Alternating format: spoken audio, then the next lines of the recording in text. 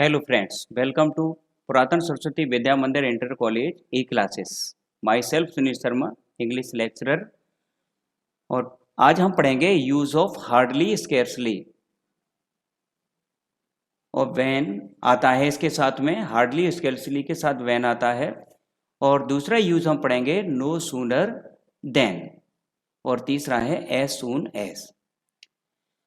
तो hardly scarcely का use हम उस टाइम करते हैं जब किसी सेंटेंस में, हिंदी वाले में, मुश्किल आ जाए, वह कठिनाई आ जाए। जैसे वह कठिनाई से शहर में पहुंचाई था कि चोर मिल गए।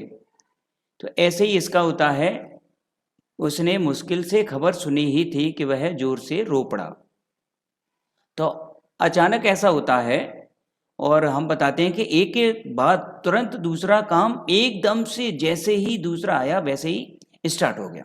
तो ये जो फॉर्मूला होता है, वो फॉर्मूला होता है पहले सब्जेक्ट, हेड, हार्डली या स्केर्सली।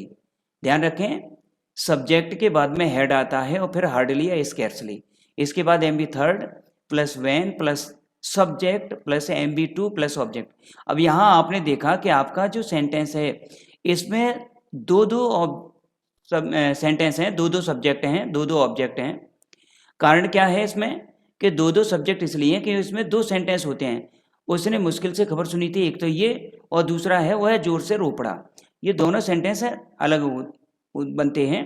पहला सेंटेंस होता है उसमें स्केर्सली और हार्डली का यूज होता है, और बाद वाला जो सेंटेंस होता है वो पास्ट इंडेफिनिट में बनता है। अब इसी को हम दूसरे रूप में भी देख सकते हैं, जिसमें हम क्या करते हैं, स्केर्सली को आगे लगा देते हैं, उसके बाद हेड लगा देते हैं और फिर सब्जेक्ट लगाते हैं। तो ये भी कर सकते हैं, लेकिन ध्यान रखना है स्केर्सली आगे आ जाएगा और हेड पीछे जाएगा, फिर उसके बाद में तब सब्जेक्ट आता है। तो हम इस टाइप से भी सेंटेंस बना देते हैं। हार्डली का यूज भी ऊपर आपने देखा है, कर देते हैं। तो सेंटेंस बना, उसने मुश्किल से खबर सुनी ही थी कि वह जोर से रो पड़ा। तो पहला क्या था, उसने खबर सुनी थी, ये सेंटेंस पहले बनेगा। तो सब्जेक्ट क्या है, ही हैड हार्डली या स्केर्सली हर्ड द न्यूज। तो ही had hardly or scarcely heard the news when he wept aloud. उसने मुश्किल से खबर सुनी ही थी कि वह जोर से रो पड़ा। सेकेंड सेंटेंस, हम मुश्किल से ही गेट पर पहुंचे होंगे कि बारिश शुरू हो गई। तो इस सेंटेंस में आप देखें कि उनका गेट पर पहुंचना हुआ है और इधर बारिश का स्टार्ट हुआ है। Scarcely had we reached the gate when it began to rain. इस सेंटेंस को हमने दूसरे नियम से इससे बनाया है। अब आप चाहें तो ऊपर वाले से भी बना सकते हैं, तो वी आ जाएगा आगे, we had scarcely reached the gate when it began to rain. तो हम जो सेंटेंस बनाते हैं वो इस टाइप से भी बना देते हैं। ये आपके बोर्ड एग्जाम में सेंटेंस आए हैं सिंटैक्स में, और सिंटैक्स में जब आए हैं, सिंटैक्स में आए हैं, इसके अलावा जो सेंटेंस ये अब आपके सामने दिखाई दे रहा है, एज सुन एज और नो सूनर, ये वाला हमारा ट्रांसफॉर्मेशन में आता है सेंटेंस।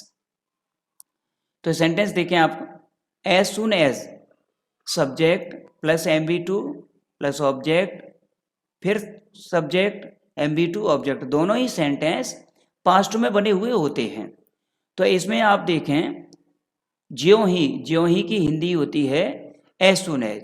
तो ये एज सुन एज जो होता है ये ज्यों ही के लिए आता है, और जब ये ज्यों ही के लिए आता है उसके साथ साथ हिंदी में त्यों ही और आता है। ये ज्यों ही आया, ज्यों ही के साथ त्यों ही आया। तो ज्यों ही के लिए तो हम एज सुन एज लगा देते हैं, और त्यों ही के लिए सिर्फ कॉमा लगाते हैं। जो त्यों ही है वो ये त्यों ही कॉमा आ जाता है बस। तो ज्यों ही वह कमरे में घुसा, पहला काम क्या हुआ, कमरे में घुसा। तो as soon as he entered in the room, उसे सिर दिखाई पड़ा। तो जब भी ऐसा होता है तो पहले सेंटेंस के बाद जो दूसरा वर्क होता है उसने देखा, उसे हम कॉमा लगा करके लिख देते हैं, ही सॉ ए लॉयन।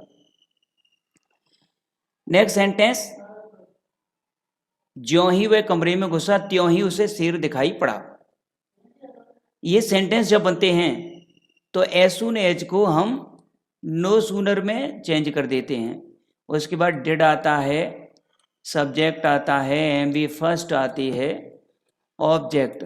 और आप देखें कि जहां एज सून एज वाले में कॉमा लगता है ये, वहीं नो सूनर वाले में हम देन का यूज कर देते हैं। अगर इस सेंटेंस को हम नो सूनर से बनाते तो ये सेंटेंस बनता, नीचे जो बना है वो, no sooner did he enter in the room, और रूम के बाद आप ऊपर देखें हमने कॉमा लगाया यहाँ पर, लेकिन नीचे हमने यहाँ देन लगा दिया है। तो एज सून एज के साथ कॉमा आएगा और नो सूनर के साथ देन आता है। अच्छा, अब एक चीज़ का ध्यान रखना है, ऊपर देखें एज सून एज था तो एज सून एज की जगह हमने रखा नो सूनर। इसके बाद डिड लगाया। डिड क्यों लगाया? क्योंकि ये मेन वर्ब की सेकंड फॉर्म है, तो इंटेरोगेटिव में बनता है ये, तो डिड आ गया और डिड के बाद में सब्जेक्ट लगा दिया। जब डिड आ गया तो फिर मेन वर्ब की सेकंड फॉर्म नहीं लगेगी, फिर लगेगी फर्स्ट फॉर्म। तो no sooner did he enter in the room then he saw a lion. इस बात का ध्यान रखें, कॉमा के बाद वाला जो सेंटेंस है, ये कॉमा के बाद वाला सेंटेंस जो है वो सेंटेंस एज इट इज रहता है, इसको हम चेंज बिल्कुल नहीं करते, किसी टाइप से भी चेंज नहीं करते हैं। तो ये थोड़ा सा ध्यान रखने वाली बात है। अब हम देखें अपनी एक्सरसाइज। ये एक्सरसाइज है, देखें। महेश मुश्किल से स्कूल पहुंचा ही था कि प्रधानाचार्य ने उसे बुला लिया। तो महेश हैड हार्डली या scarcely reached the school when the principal called him. दोनों ही सेंटेंस पास्ट में है। इस बात का और ध्यान रखना है कि हार्डली और स्कैर्सली वाले में व्हेन का यूज होता है, यहाँ व्हेन आता है। सिंटेक्स में यही गलती कर दी जाती है कि व्हेन की जगह हम देन कर देते हैं। और ध्यान रखना कि जो नो सूनर वाला होगा, नो सूनर में हम देन का यूज करते हैं, वहाँ देन आ जाता है। तो हार्डली स्कैर्सली व्हेन और नो सूनर में देन। अगला सेंटेंस, हरी मुश्किल से ही अपने गांव में पहुंचा था कि कुत्ते भौंकने लगे। तो Hari had hardly reached his village when the dogs began to work. उसने मुश्किल से खाना खाया ही था कि पिताजी अंदर आ गए। मतलब उसने खाना स्टार्ट ही किया था कि तब तक फादर आ गए। ही हैड हार्डली या scarcely eaten food when father entered in. ज्यों ही उसने चीता देखा त्यों ही वह पेड़ पर चढ़ गया। As soon as he saw the tiger, comma he climbed up the tree, वह पेड़ पर चढ़ गया। जैसे ही अध्यापक कमरे में आए त्यों ही सब जो छात्र थे वो शांत हो गए। तो as soon as the teacher entered in the room. अब एज सून एज आया इसलिए यहाँ कॉमा लगा दिया हमने, ये हमने कॉमा लगाया है यहाँ पर। All the students kept silent, और इस सेंटेंस को हमने नो सूनर से बनाया। तो no sooner did the teacher enter in the room then, then के बाद ये देन किसकी जगह आया? कॉमा की जगह पर। तो देन के बाद जो सेंटेंस था ये कॉमा के बाद वाला, ये सेंटेंस हमने पूरा यहाँ पर लगा दिया, ये लिख दिया ज्यों का त्यों, एज इट इज रख दिया। तो no sooner did the teacher enter in the room then all the students kept silent. फिर ये था as soon as the sun rose, as soon as the sun rose in the sky the fog disappeared. तो इसमें देखें आप, ये किसकी जैसे ही ज्यों ही सूर्य आकाश में निकला त्यों ही कोहरा गायब हो गया। कोहरा होता है जो धुंध होती है, उसे हम कोहरा कहते हैं। तो सेंटेंस बना हमारा एज सून एज जैसे ही the sun rose in the sky, आज सूर्य आसमान में निकला, द फॉग डिसअपियर्ड। अब इसमें ऐसे हमने नो सूनर में भी चेंज करके बना गया। इसे हमने बनाया no sooner did the sun rise, क्योंकि डिड आ गया तो रोज की फर्स्ट फॉर्म जो यहाँ रोज थी वो हमने यहाँ राइज में चेंज कर दी, ये आ गया।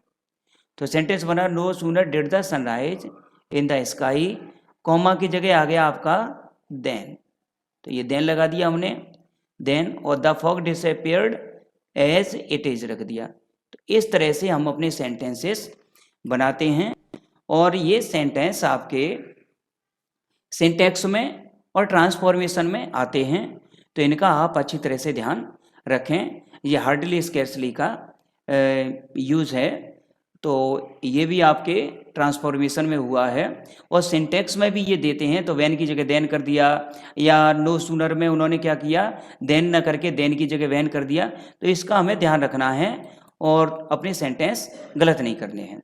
तो इसी तरह से आप अपना वर्क करते चलें और बोर्ड परीक्षा की अपनी तैयारी करते चलें।